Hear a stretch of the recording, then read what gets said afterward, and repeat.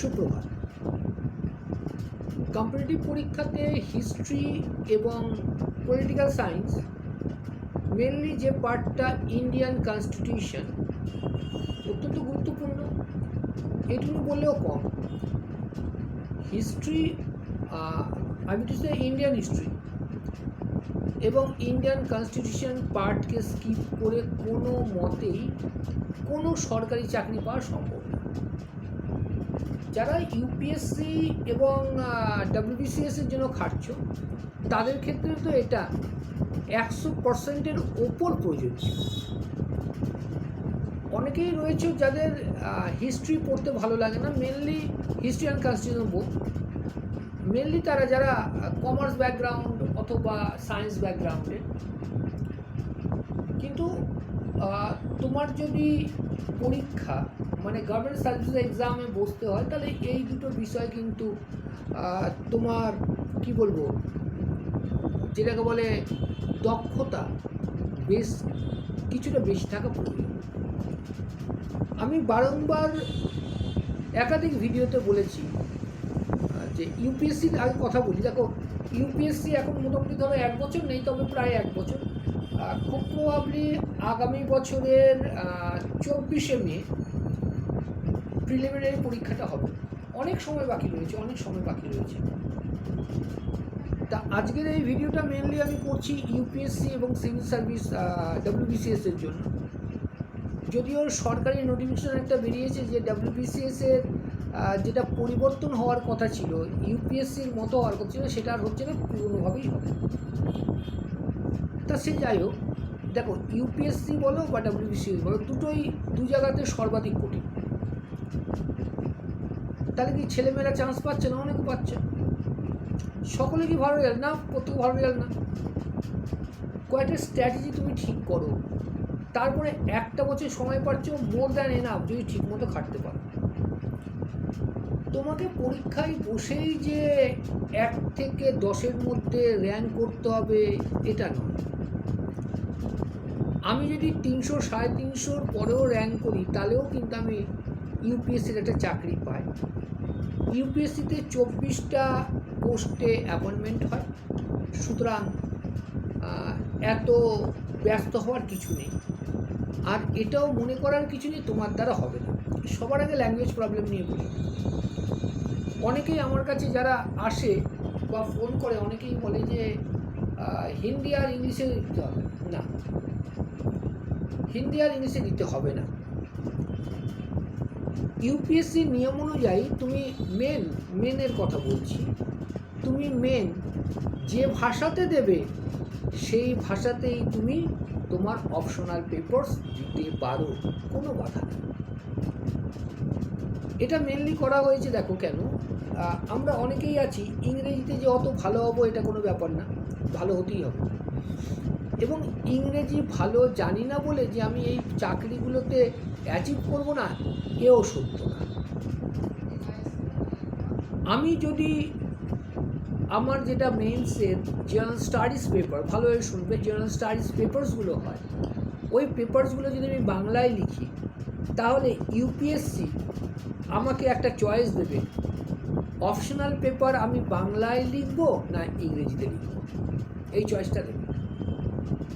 কিন্তু general studies paper যদি আমি ইংলিশে লিখি তাহলে কিন্তু ইউপিএসসি আমাকে কোনো চান্স প্রোভাইড করবে না, আমাকে ইংরেজিতেই অপশনাল পেপার দিতে হবে। ক্লিয়ারিটি বলি, তার মানে আমি 12 ক্লাস, আমি সবসময় বলি 12 ক্লাস পর্যন্ত যে ভাষাতে পড়ে এসেছো সেই ভাষাতে পরীক্ষা দেওয়া সর্বাধিক উপযোগী। তাহলে 12 ক্লাস পর্যন্ত আমরা বাংলায় পড়ে এসেছি, সুতরাং জেনারেল স্টাডিজ পেপার বাংলায় দেবো, অটোমেটিক্যালি আমি অপশনাল পেপার বাংলায় দিতে পারবো। ইউপিএসসির কথা বলছি, ইউপিএসসির ভাস্ট সিলেবাস, অস্বীকারের উপায় নেই। প্রচণ্ড পড়ালেখা করতে হয়, এটাও অস্বীকারের উপায় নেই।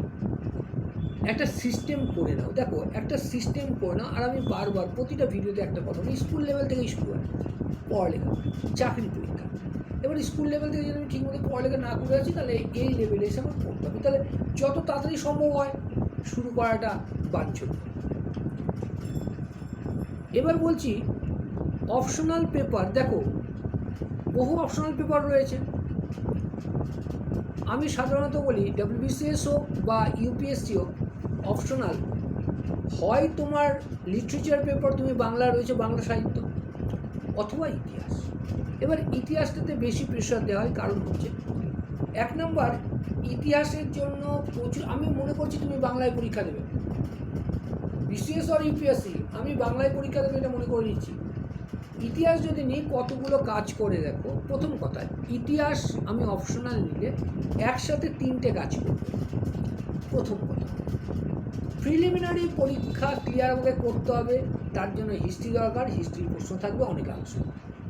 2, মেনে যখন উঠবো তখন আমার জেনারেল স্টাডিজ পেপার থাকবে, সেখানে হিস্ট্রি থাকবে, সাহায্য করছে। এবং সবথেকে বড় যেটা, হিস্ট্রি আমার অপশনালি যদি রাখি, অপশনাল থাকবে, সেখানে সাহায্য করবে। সুতরাং হিস্ট্রি নেওয়াটা একটু সেফ। আর হিস্ট্রিতে স্টিরিওটাইপ প্রশ্ন হবে, নিত্য নতুন কোনো তো ইন্টারাকশন ঘটছে না, সুতরাং ছকের প্রশ্ন। রাইটিং স্কিলটা তোমাকে ডেভেলপ করতে হয়, এটা অস্বীকারের উপায় নেই।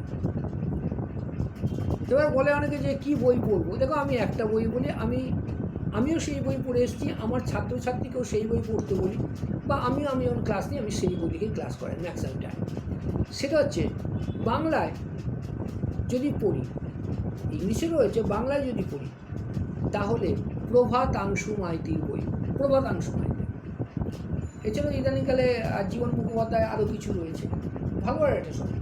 কিন্তু আমি সাজেস্ট করি বা আমি আমার ব্যাচেসকে পড়াই, সেটা হচ্ছে প্রভাতাংশু মাইতি। দেখতে পারে, প্রচণ্ড ভালো বই, এবং এই বইটা মোদ্দা না বলা যায়। এর বাইরে যেমন দেখো রমিলা থাপার বই রাখতে পারো প্রাচীন ইতিহাসের ক্ষেত্রে, বিপিনচন্দ্র পালের রাখতে পারো ভারতের স্বাধীনতার ক্ষেত্রে। কিন্তু টোটালটা বলবো, যদি কেউ একটা বইয়ের উপর নির্ভর করে যেতে চাও তাহলে প্রভাতাংশু মাইতি, বাইরে। দ্বিতীয়, দেখো সব আমি বলি 10টা বই পড়ে লাভ নেই, একটা বই 10 বার পড়ো, একটা বই 10 বার পড়ো, তাহলে কিন্তু তোমার স্বার্থসিদ্ধি হবে। 2 নম্বর, ইন্ডিয়ান কনস্টিটিউশন, বহু বই রয়েছে, নিমাই প্রামাণিক রয়েছে তোমার অনাদি কুমার মহাপাত্র, রয়েছে ডিডি বাসু, এগুলো বাংলাতে বলছি, ইংলিশেও রয়েছে, ইংলিশ পড়ে আসছে। আমরা যদি মনে করি যে বাংলায় পরীক্ষা দিচ্ছি, আমি বলবো বাংলাতেই দিতে, অত্যন্ত ইজি থাকে। মানে যেহেতু 12 ক্লাস পর্যন্ত তুমি বাংলা পড়েছো, অনাদি কুমার মহাপাত্রের উপরে বই হবে না, এটা আমার ব্যক্তিগত অনুভব। অনাদি কুমার মহাপাত্রের বই যদি খুব ভালোভাবে পড়ো, তাহলে ইউপিএসসিরও যা প্রশ্ন হয় সেটাও তোমাকে সাপোর্ট করবে। ভয়ের কোনো কিছু নেই, তুমি তোমার বাড়িতে দেখতে পারো, কোনো অসুবিধা নেই। তাহলে হিস্ট্রি বললাম প্রভাতাংশু মাইতি, আর অনাদি মহাপাত্র বললাম তোমার ইন্ডিয়ান কনস্টিটিউশন, ভারতের শাসন ব্যবস্থার পরিচয়। খুব ভালোভাবে পড়তে হবে, নোটস ওরিয়েন্টেড পড়া কিন্তু হবে না।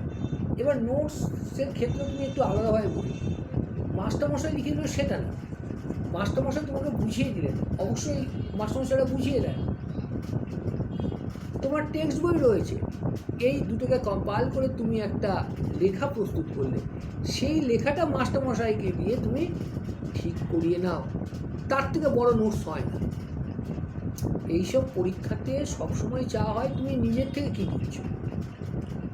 মুখস্থ করে যারা তারা তো সকলেই পেয়ে যাবে, তুমি নিজের থেকে কী দিচ্ছ, কী ইউনিকনেস রয়েছে তোমার লেখাতে, ওই লেখা পড়ে কী কারণে পরীক্ষক তোমাকে নাম্বারটা দেবে, এইগুলোর উপরে ফোকাস থাকে, এবং পড়ালেখাভাবে করতে হয়। আর নিঃসন্দেহে 2-3-4 মাসের প্র্যাকটিস এটা হয় না, এটা লং টাইম প্র্যাকটিস দরকার। এখনও ডাব্লিউবিসিএস এর কিন্তু নোটিফিকেশন আউট হয়নি, নোটিফিকেশন আউট হবে হয়তো 22 সালের, যেটা কী বলে পার্সোনাল টেস্টের রেজাল্ট বেরিয়ে গেল এ গ্রুপ বি গ্রুপে। তাহলে এবার বলবো, দেখো পড়ালেখাটা স্টার্ট করবে, বসে থেকে লাভ নেই, সময় নষ্ট করে লাভ নেই, আর মনে করবে ভালো সময় তোমার কোনোদিন আসবে না, কোনো মানুষের ভালো সময় কোনোদিন আসেনি, ভালো সময় করে নিতে হয়েছে। আমি কোনো ভালো দিনের আশা এখানে চুপ করে বসে রইলাম, জীবনে ভালো দিন আসবে না, উল্টো খারাপ হবে। কিন্তু ভালো জিনিসটার জন্য আমি যদি ছুটে যাই পাগলের মতো, তাহলে গিয়ে ভালো আমার কাছে আসতে পারে। এই জিনিসটা বুঝতে হবে। খালি পড়া পড়া, আমি বারবার বলি, প্রতিটা ভিডিওতে বলি, আমরা যারা নিম্নবিত্ত, মধ্যবিত্ত বা নিম্ন মধ্যবিত্ত, সরকারি চাকরি ছাড়া কোনো উপায় নেই। সরকারি চাকরি বলে পেতে হলে পড়তেই হবে। সুতরাং আমাদের মতো মানুষের বা আমাদের বাড়ির সন্তানদের পড়ালেখা ছাড়া কোনো মুক্তির পথ নেই। একদম সোজা কথা। সামনে অনেক পরীক্ষা আছে, তুমি খাটবে না কেন? তোমার মধ্যে সেই পোটেনশিয়ালিটি রয়েছে। নয়তো তুমি মাধ্যমিক পাস করতে না, নয়তো উচ্চ মাধ্যমিক পাস করতে না, নয়তো গ্র্যাজুয়েশন কমপ্লিট করতে পারতে না। তোমার মধ্যে দক্ষতা রয়েছে, তোমার শেখার আগ্রহ রয়েছে এবং জয় করার ক্ষমতা রয়েছে। সেই কারণে কিন্তু তুমি মাধ্যমিক উচ্চ মাধ্যমিক গ্র্যাজুয়েশন কমপ্লিট করেছো, নয়তো পারতে না। হ্যাঁ, এটা ব্যাপারটা হলো কি, উপরে কিছুটা ছাই পড়ে রয়েছে বা ধুলো পড়ে রয়েছে, সেটাকে সরাতে হবে। সেই সরানোটা মাস্টারমশাই কাজ করে, তোমাকে টেনশন নিতে হবে না। মাস্টারমশাইয়ের কথা অনুযায়ী, মাস্টারমশাইয়ের দিক নির্দেশনা অনুযায়ী তুমি ঠিক মতো চলতে পারো, তাহলে তুমি কোনো দিন ব্যর্থ হবে না, কোনো দিন ব্যর্থ হতে পারো না। এবার অনেকেই একটা কথা বলে, খুব সুন্দর কথা, বাস্তব জিনিস, স্যার 3, 4, 5 বছর ধরে পড়ছি, হচ্ছে না। আমি একটা কথাই বলবো, লক্ষ্য কোনো সময় চেঞ্জ করবে না। হ্যাঁ, প্রয়োজনে পথ পরিবর্তন করো। লক্ষ্য পরিবর্তন করবে না, প্রয়োজনে পথ পরিবর্তন করো। এবং নির্দিষ্ট সময় যদি সাফল্য যদি না আসে, তাহলে পথ পরিবর্তন করাটাই কাম্য, লক্ষ্য পরিবর্তন না। লক্ষ্য পরিবর্তন করলে কিন্তু আবার জিরো থেকেই তোমাকে শুরু করতে হবে। বলা হলো তোমরা বইয়ের খবর চেয়েছিলে, বললাম। এরপরের কোনো ভিডিওতে আমি কি প্রশ্ন তোমার পড়া উচিত, দেখো সাজেশন হয় না, তোমাকে পুরো বইটাই পড়তে হয়। তবুও বিভিন্ন পরীক্ষায় সবথেকে বেশি বার কোনখান থেকে প্রশ্ন এসছে, এইগুলো নিয়ে আমি কিছুটা আলোচনা করে দেবো। কিন্তু তার মানে নয় যে ওইগুলোই পড়বে, তোমাকে সম্পূর্ণ বইটা পড়তে হবে। আমার এখানে যারা ক্লাস করে, পেইড ব্যাচ করে, তারা কিন্তু এই পথেই চলে এবং সাফল্য লাভ করে। তুমিও তাদের মধ্যে একজন হতে পারো। বড় বড় গ্ল্যামার, বড় বড় অ্যাডভার্টাইজমেন্ট, বড় বড় ঐশ্বর্যময়, হাইলি ডেকোরেটেড, এইগুলো প্রয়োজন নেই। 8 পৌড়ে থাকো, 8 পৌড়ে পড়ো, সিম্পল পড়ার কোনো দ্বিমত থাকে না। সাধারণভাবে পড়ো, চাপ নিও না, চাকরি হবে। খালি তুমি নিজেকে রেডি করো। আগামী দিনে তুমি তোমাকে কোথায় দেখতে চাও? সে বেকারের লাইনে দেখতে চাও, না সরকারি অফিসে স্যার বলে ডাকুক, এটা চাও? এটা আগে নিজে ঠিক করো, তাহলে তুমি চলতে পারবে। Hello, thank you. ভালো থাকবে। প্রচণ্ড গরম পড়েছে, বাইরে ফালতু যেও না। হ্যাঁ, সংসারের কাজই করতে হয়। ছেলে বা মেয়ে যখন বড় হয়ে যায়, সংসারের কাজগুলো করতে হয়, সেটা করবে। পড়ালেখার ছলে বা অজুহাতে তাদের কাজটা ব্যাহত করো না। হলো, আর তোমাদের কাছে প্রত্যেকের অনেক বেশি এক্সপেকটেশন থাকে। হয়তো তোমার গার্জেন মুখে প্রকাশ করেন না, তোমার বাবারও প্রচণ্ড এক্সপেকটেশন রয়েছে, তোমার মায়েরও প্রচণ্ড এক্সপেকটেশন রয়েছে, হয়তো তারা মুখ ফুটে কোনোদিন বলেন না। বয়স হয়েছে, বোঝার চেষ্টা করো। ওকে, সামনে প্রচুর কথা, ভালোভাবে পড়ো, বিন্দাস। পরমেশ্বর রয়েছেন সবসময় তোমার সাথে। চলতে শুরু করো, পরমেশ্বর নিজে তোমার সাথে চলবে। থ্যাংক ইউ, ভালো থাকবে সবাই।